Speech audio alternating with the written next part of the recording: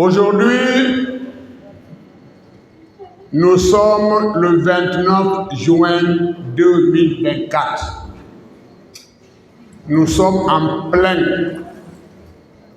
dans la période hivernale. Il n'y a plus d'excuses pour le problème d'eau dans les barrages. Il n'y a plus d'excuses. On nous disait, il n'y a pas d'eau, c'est pourquoi vous n'avez pas d'électricité. Ce n'est pas vrai. Les batteries des barrages de la Guinée sont situées sur la seule rivière qu'on appelle le Congoué.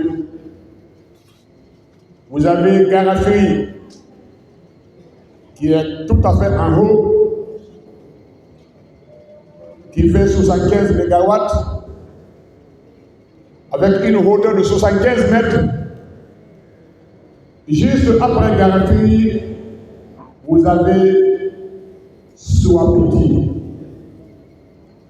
On nous a dit que la retenue de Garafiri n'était pas suffisante pour fournir le courant en période de pillage.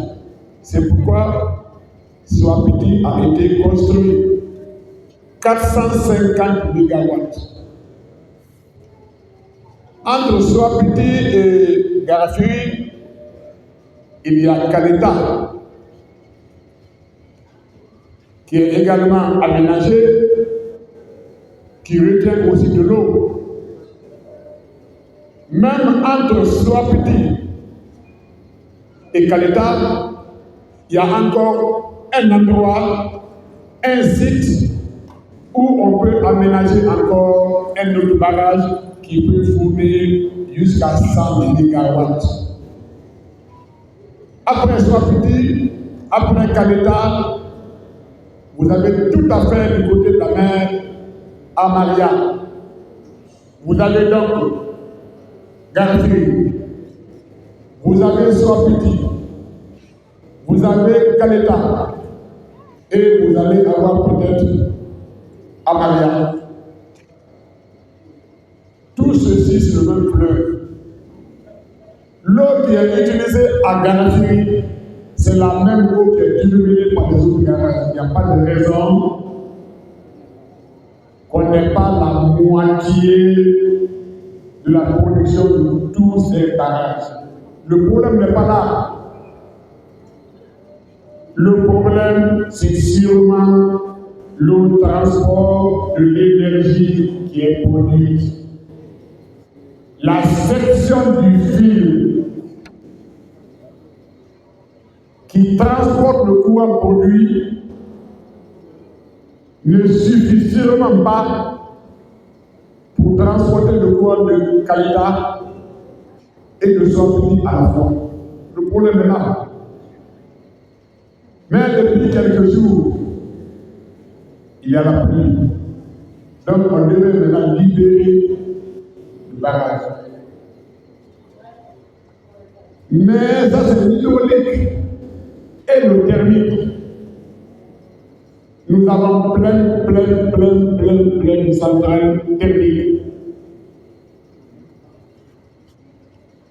La plus neuve, c'est celle qui est à la Tanure. J'ai eu l'honneur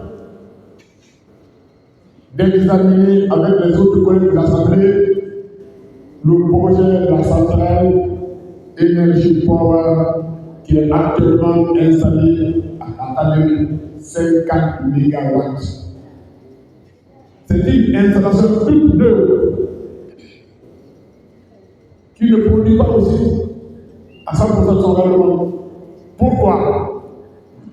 Tout simplement parce qu'on aurait appris que le mazout qui a été fourni est de mauvaise qualité et malheureusement, non seulement ce carburant a impacté négativement sur le rendement ces installations coûteuses, sans parler des véhicules des particuliers. Mais quel est le problème à Guinée aujourd'hui? Où sont les responsables? Où sont les coupables? Donc, le problème d'énergie de la Guinée ne sera jamais réglé tant qu'on n'aura pas déniché, démasqué complètement, sanctionné les coupables.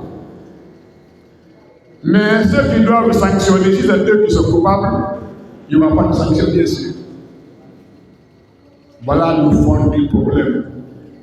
Et je ne pense pas qu'on puisse sortir de l'auberge bientôt, ce n'est pas possible. Nous allons nous remettre à Dieu, qui est le juge suprême.